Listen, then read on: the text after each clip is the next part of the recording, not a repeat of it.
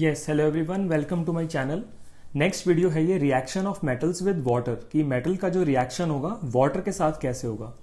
तो देखते हैं यहाँ पर क्या लिखा हुआ है हमारे पास। देखो, अगर आप ध्यान से देखो तो यहाँ पर हमारे पास जो मेंशन है, metal react with water produce metal oxide and hydrogen gas. यानी मेटल जब रिएक्ट करेंगे वाटर के साथ तो क्या निकालेंगे, मेटल ऑक्साइड और हाइड्रोजन गैस। ठीक है। और metal oxides that are soluble in water, हमने लास्ट वीडियो में देखा था कि मेटल ऑक्साइड्स वाटर में कुछ कुछ सॉल्यूबल भी होते हैं और सॉल्यूबल होने के बाद वो एल्कली बनाते हैं। तो metal oxide that are soluble in water dissolve in it to further form metal hydroxide. क्या बना देंगे, मेटल हाइड्रोक्साइड। तो देखते हैं यहाँ पे रिएक्शंस कैसे कैसे होंगे। फर्स्ट आपके पास दिया हुआ है पोटेशियम और सोडियम का case.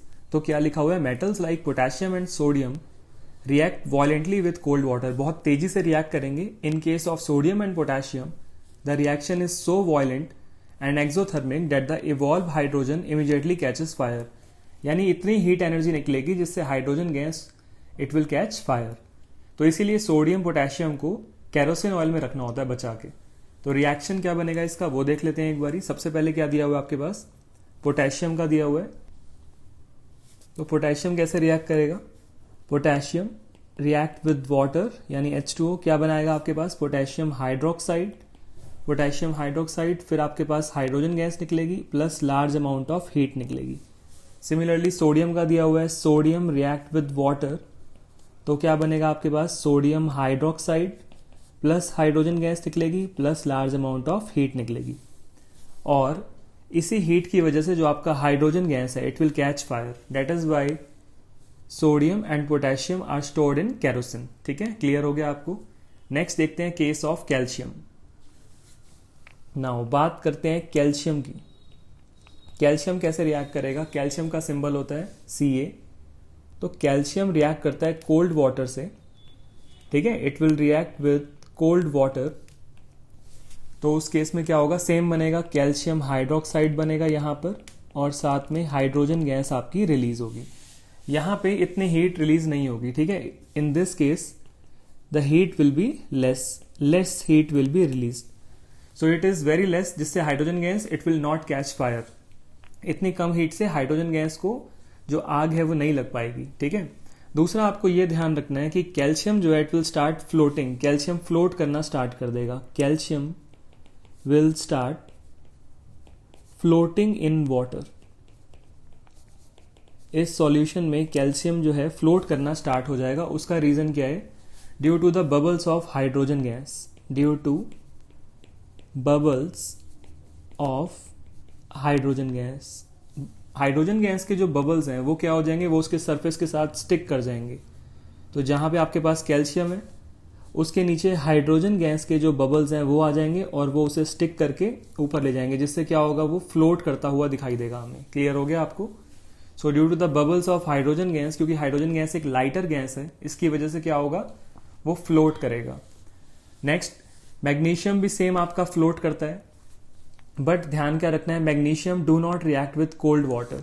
Magnesium does not react with cold water, it react with hot water to form magnesium hydroxide and hydrogen. तो मैग्नीशियम का भी सेम रिएक्शन है कि Mg, मैग्नीशियम आपका रिएक्ट करेगा किसके साथ, मैग्नीशियम रिएक्ट करेगा आपका हॉट वाटर के साथ और सेम आपके पास बनाएगा मैग्नीशियम हाइड्रोक्साइड यानी MgOH whole twice plus H2।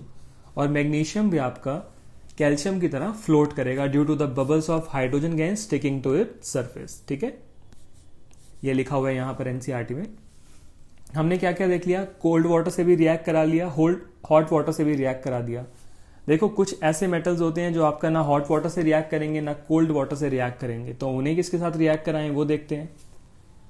So metals like aluminium, iron and zinc do not react with cold और hot water but they react with steam. ये किससे रिएक्ट करेंगे, स्टीम से रिएक्ट कराएंगे to form metal oxide and hydrogen. तो steam वाले case में metal oxide बनेगा और हाइड्रोजन गैस निकलेगी। ठीक है, तो ये कौन कौन से इनके रिएक्शन देखते हैं हम। जैसे एल्यूमिनियम है, सो एल्यूमिनियम का कैसे बनेगा, Al प्लस H2O। यहां पे H2O में गैस आएगा, गैस क्यों, क्योंकि ये स्टीम है। तो आपके पास क्या आएगा यहाँ पे, aluminium oxide Al2O3 solid layer होती है प्लस हाइड्रोजन गैस। ठीक है, यहां पर गैस आ जाएगा, एल्यूमिनियम आपका सॉलिड था। सेम आयरन कैसे रिएक्ट करेगा? अब देखो आयरन में आपके पास Fe प्लस H2O, यहां पर आपके पास क्या होगा, आयरन की अब दो वैलेंसी होती है, एक वैलेंसी होती है 2 प्लस और एक वैलेंसी होती है 3 प्लस।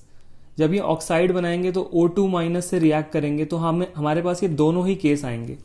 एक से बनेगा आपके पास Fe2O3 और एक से बनेगा आपके पास FeO, ठीक है, फर्स्ट वाले से FeO, सेकेंड वाले से Fe2O3, और इन दोनों को कंबाइन फॉर्म में हम क्या लिखेंगे, Fe3O4। क्लियर हो गया आपको?